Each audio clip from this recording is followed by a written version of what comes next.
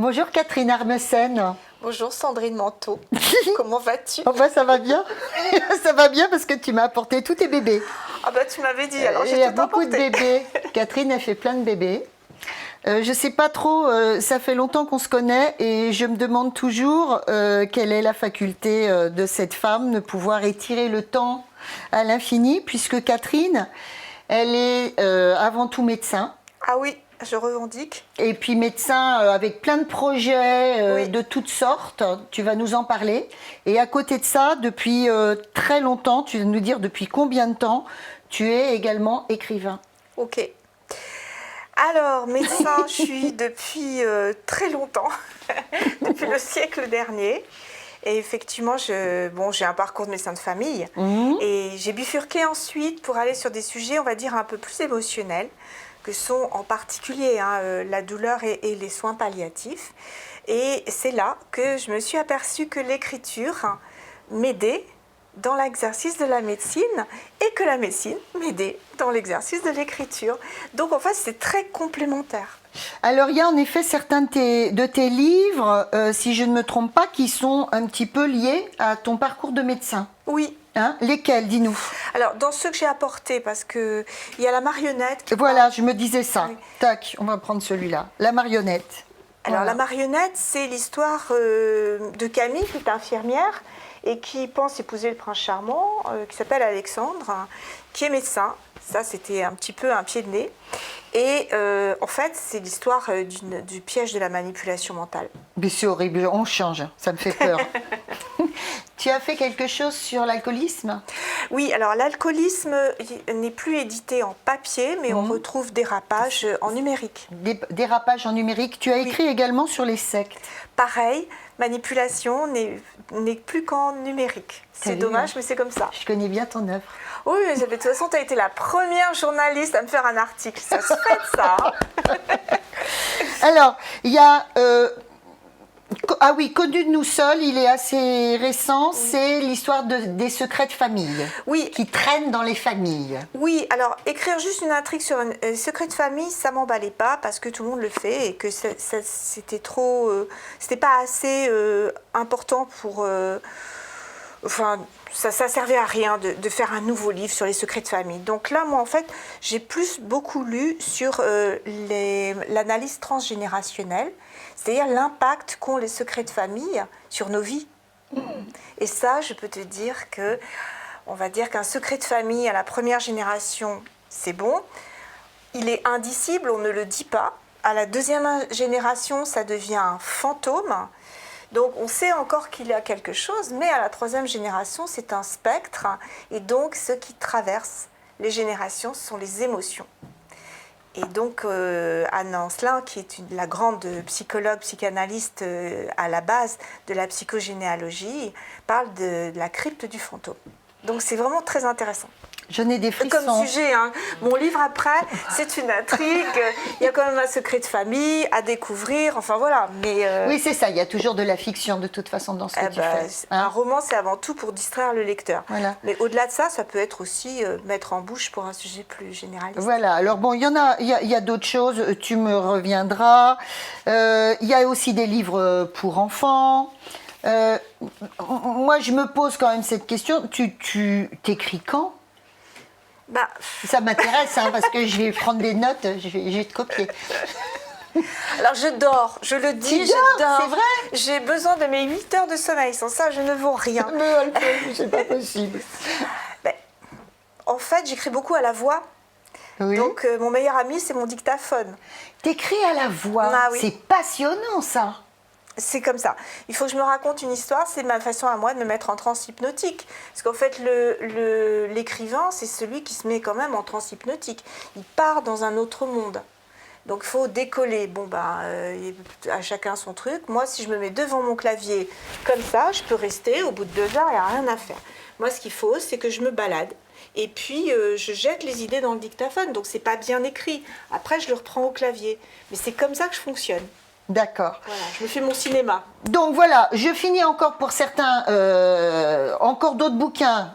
Matière grise, Non, Matière Crise, excusez-moi. Crise. Ça, ce sont des nouvelles. D'ailleurs, alors, c'est marqué, la partie des ventes de ce livre sera reversée à la Fondation pour l'étude du cerveau. Oui, D'accord. Ça c'était l'idée d'un de mes éditeurs qui était ami avec Thérèse Plagnol, qui est une femme merveilleuse, un médecin merveilleux.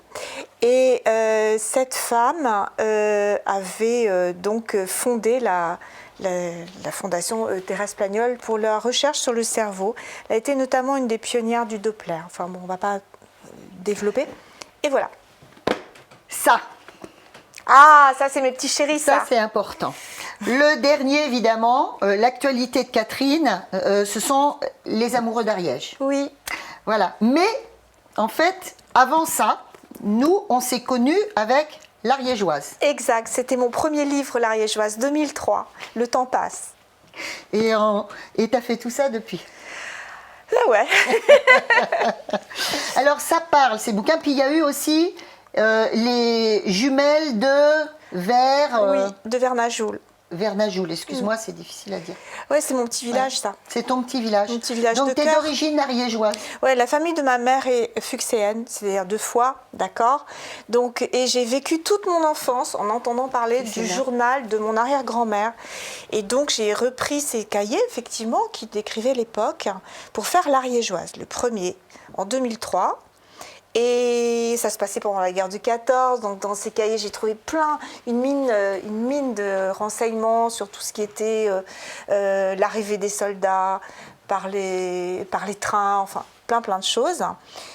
Et on m'a toujours demandé la suite de l'Ariégeoise et je m'étais dit je ne le ferai jamais.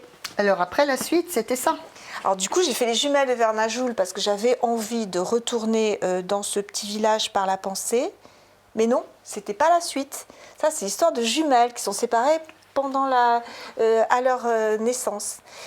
Et puis j'ai craqué. J'ai craqué en faisant la suite de l'Ariégeoise, mais qui ne se lit pas. Hein. Ça se lit de manière totalement indépendante. Oui. C'est une histoire d'amour un peu particulière entre Delphine et Georges. Dans les années 30. Ce qui est très intéressant, c'est que tu développes un thème qui nous est cher, c'est l'émancipation de la femme.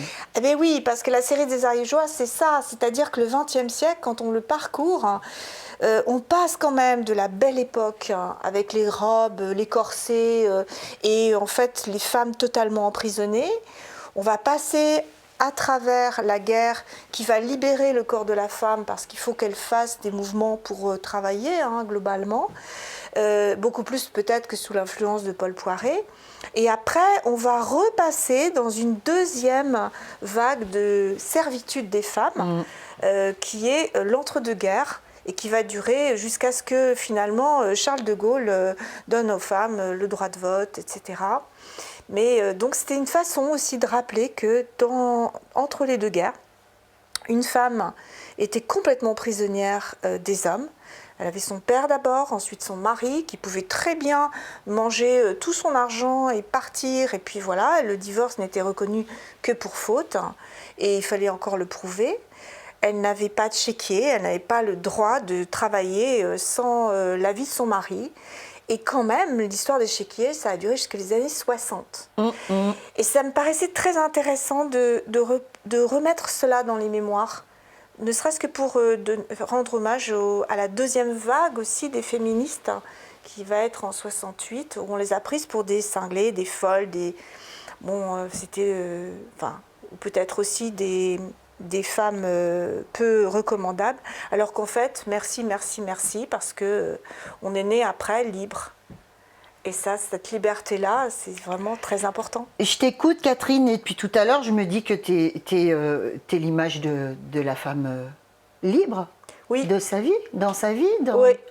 Mais c'est extraordinaire. Tous les jours, je me dis, j'ai de la chance parce que je suis déjà née dans le côté de la planète qui ne me meurt pas de faim. D'accord. Et deuxièmement, je suis née effectivement dans une génération de liberté. Liberté complète. C'est-à-dire, et puis en plus, moi, je suis quand même plus... je suis pas un perdreau de l'année, donc j'ai... Mais ça m'est égal, parce que Mais j'assume c'est très bien. bien. Oh, c'est de mieux en mieux même, hein, tu trouves pas? C'est de mieux en mieux. Non, mais c'est vrai, c'est autre chose. Et non, mais écoute, moi, mon adolescence, il n'y avait pas le sida, il y avait déjà la pilule, on n'avait pas de chômage. Et moi, j'ai eu une adolescence, mais alors, de rêve, agréable et tout. D'accord? Donc, il faut vraiment se dire que, oui, les femmes qui sont nées dans les années 60 et même dans les années 70 ont beaucoup de chance. Enfin, pas toutes, hein, malheureusement. Mais moi, ouais. Bon, je crois qu'on a oublié quelques-uns de tes bouquins. Ah bon? Oui, Tu crois? Les Verriers. Alors les Verriers, j'en parle plus parce que mon cœur se serre, parce que la série des Verriers que j'avais fait en hommage aux Verriers De Bagnot. oui, ben, il est plus publié. Alors voilà, je fais un... Ok, on va faire un appel. Qui est l'éditeur qui veut se republier ma série Parce des que Verriers? c'est très beau cette histoire des verreries industrielles du côté de Bagnot. Oui, c'était très intéressant. En plus, ça m'a permis de voyager dans cette époque, d'apercevoir que ce tout petit village de Seine-et-Marne, de rien du tout, verrerie industrielle, 1753, sous l'impulsion de Saint-Gobain, et à pénétrer dans la vie vraiment des Français par deux modèles de verre vraiment refuge, le biberon. Le biberon. Ouais, le biberon. Ah, et puis pas que, tu sais, il y avait aussi les petits trucs, Pyrex. oui, mais qu'on mettait dans le lait et puis ça vibrait. Bon, bah ça y est, tu me colles là. Ah, je sais pas te colle, je te montrerai. Voilà. En tout cas, tout ça pour dire que... Et puis la télé, Eh ben, à la oui. télé, les ampoules Évidemment. de verre, nous on dit noir et blanc, et puis après même de la couleur. Et donc tu t'es intéressée à tout ça parce que, et on fait la boucle, t'étais tout bib là-bas. Exactement. Et un jour où je me baladais devant Thomson, où je voyais toutes ces croix là, quand Thomson était fermé, je me suis dit, le maire m'a toujours demandé d'écrire quelque chose sur le village. J'ai jamais voulu parce que je suis pas historienne. Et je me suis retournée et véritablement, je le dis tout le temps, mais c'est vrai, j'ai regardé ce qu'on appelle les maisons moulées là. Et j'ai vu mon héroïne à sa fenêtre. Je me suis dit, elle va s'appeler Valentine. Et on va, voilà, rendre hommage à toutes ces familles que je connais bien. Tous mes patients qui dorment au cimetière gentiment. Et bah oui, mais c'est la vie, magnifique. ça, d'accord? Et j'ai écrit ce livre et vraiment, c'était un bon moment de ma vie. Voilà. Alors, moi, quand j'ouvre un bouquin de Catherine Armesen, je vais lire une histoire et puis derrière, en filigrane, il y a la femme qui a écrit le livre. Voilà. Et j'espère que ça fera la même chose pour vous. Merci Catherine. Merci Sandrine.